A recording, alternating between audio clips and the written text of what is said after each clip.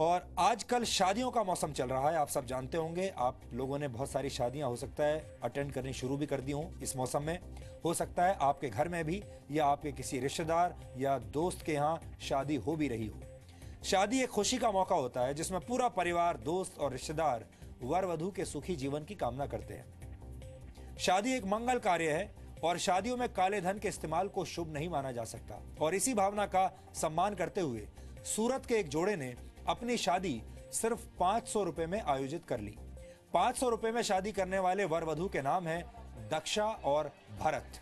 ये दोनों उन युवाओं के लिए एक मिसाल हैं जो अपनी शादी पर लाखों करोड़ों रुपए खर्च कर देते हैं। सूरत के इस जोड़े ने अपनी शादी में आने वाले मेहमानों को सिर्फ चाय पिलाई और पानी पिलाया। इसके अलावा जिस सामुदायिक केंद्र में यह शादी हुई उसका किराया चुकाया गया।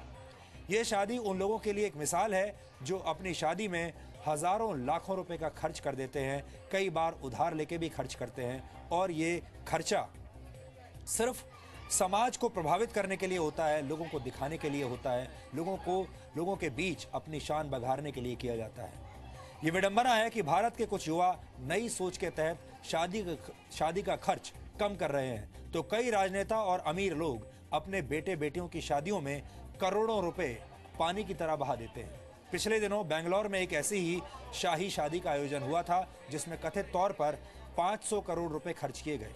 सबसे बड़ा विरोधाभास यह है कि शादियों पर इतना शाही खर्च उस देश में हो रहा है जहां हर रात 20 करोड़ लोग भूखे पेट सोने पर मजबूर हैं, जिस देश को गरीब देश माना जाता है।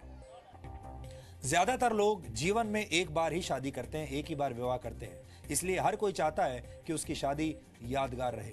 लेकिन यहाँ ये ध्यान भी रखना जरूरी है कि काले धन का इस्तेमाल करते करते शादियां ऐसे सामाजिक महोत्सव में न बदल जाएं जहां नाच गाकर काला धन सफेद कर दिया जाता है।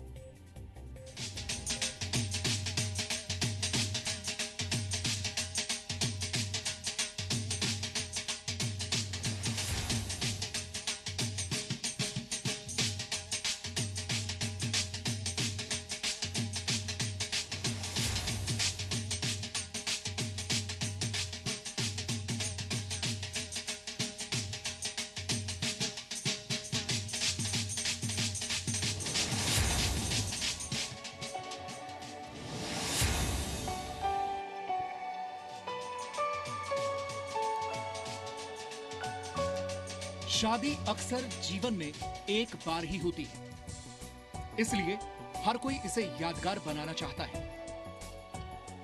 कोई शाही तरीके से शादी करके ऐसा करता है, कोई लजीज खाना परोसकर ऐसा करता है, कोई हजारों की संख्या में मेहमानों को बुलाकर ऐसा करता है।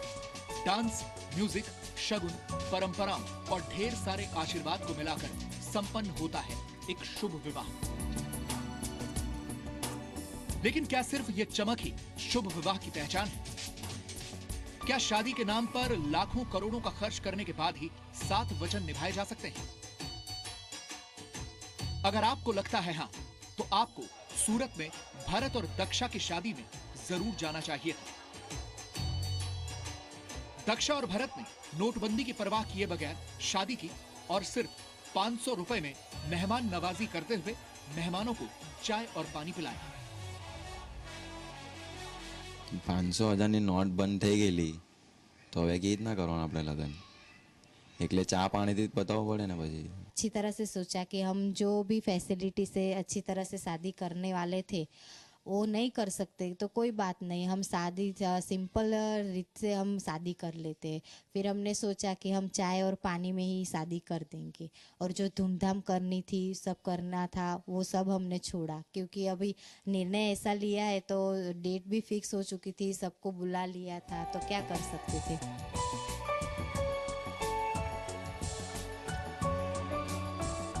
हालांकि जिस सामुदायिक केंद्र में यह शादी हुई उसका किराया जरूर दिया गया, लेकिन इन दोनों ने यह साबित कर दिया कि शादी का बंधन निभाने के लिए मोटे खर्चे की नहीं बल्कि अच्छी सोच की जरूरत होती है। लेकिन भारत में शादियों के नाम पर हद से ज्यादा खर्च किया जाता है। गहने, दहेज, तोहफों, शगुन और खाने पीने पर पैसा पानी की तरह बहाया जाता है।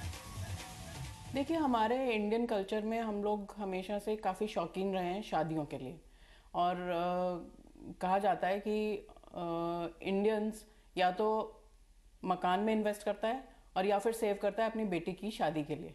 तो वो एक पर्सनल एम्बिशन पालता है जिस दिन से उसकी बेटी पैदा होती है घर में, कि उसे अपनी बेटी की शादी अच्छे से अच्छी करनी है।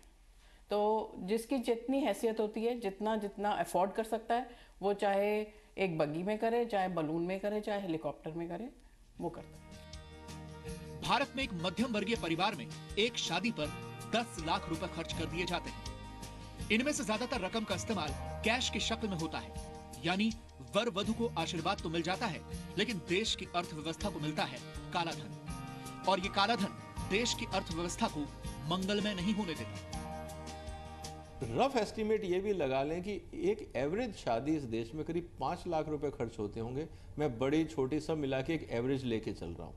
तो अगर आपके पास 1.25 करोड़ की शादी है और 5 लाख अगर आपका एवरेज खर्चा है, तो शादियों पे इस देश में कम से कम 6 लाख से लेकर 7 लाख करोड़ का हर साल खर्चा होता है। ये इतनी बड़ी इकोनॉमी है। भारत में शादी विवाह जैसे कार्यक्रम में खर्च अपनी मर्जी से कम और सामाजिक दबाव के तहत ज्यादा किया जाता है, और नतीजा ये होता है कि हर माता पिता अपनी जिंदगी भर की पूंजी का 20% बेटे या बेटी के विवाह पर खर्च कर देते हैं, और खून पसीने की ये कमाई शादी की चकाचौंध के बीच कब काले धन में बदल जाती है किसी को पता भी नहीं चलता। और वो एक पूरा सिस्टम बना हुआ था, वो सिस्टम के हिसाब से cash payments were okay by law also and by societal norms also, so that's why cash payments used to be made. But now I think trend will change. इसमें बहुत इफेक्ट पड़ेगा, हमारी इंडस्ट्री पे बहुत effect पड़ेगा। People will be able to spend only that much that they have in bank. जितना bank में है उतना ही वो स्पेंड कर पाएंगे। तो आई थिंक उसका इफेक्ट डेफिनेटली पड़ेगा। सरकार ने 1000 और 500 के नोट बंद करके इस अशुभ प्रथा को रोकने की जरूर कोशिश की है, लेकिन यह कोशिश तभी सफल होगी जब लोग खुद नई सोच और नए नजरिए को परिणय सूत्र में बंधने देंगे। दिल्ली से यशस्विका के साथ ब्यूरो रिपोर्ट, जी मीडिया। ऐसा नहीं है कि भारत में शादी और शादियों पर होने वाले खर्च को लेकर सोच बदली नहीं है, उसके भी उदाहरण हैं। गुजरात के सूरत में 500 रुपए में शादी करने वाले ये भरत और दक्षा अकेले नहीं है। हम आपको आज 3 ऐसी और शादियों के बारे में बताएंगे जो शादी के खर्च को लेकर आपकी सोच बदल देगी। पुणे के एक सॉफ्टवेयर इंजीनियर आदित्य ने 16 जुलाई 2016 को इंदौर की एक लड़की से शादी की। उन्होंने अपनी शादी में 10,000 बेघर लोगों और अनाथ बच्चों को बुलाया था। आदित्य ने शादी में आए सभी मेहमानों को किताबें और दवाइयां बांटी और 1000 आवारा पशुओं को खाना खिलाया। इसी तरह 3 जुलाई 2016 को महाराष्ट्र के अभय देवारे और प्रीति कुंभारे की शादी हुई।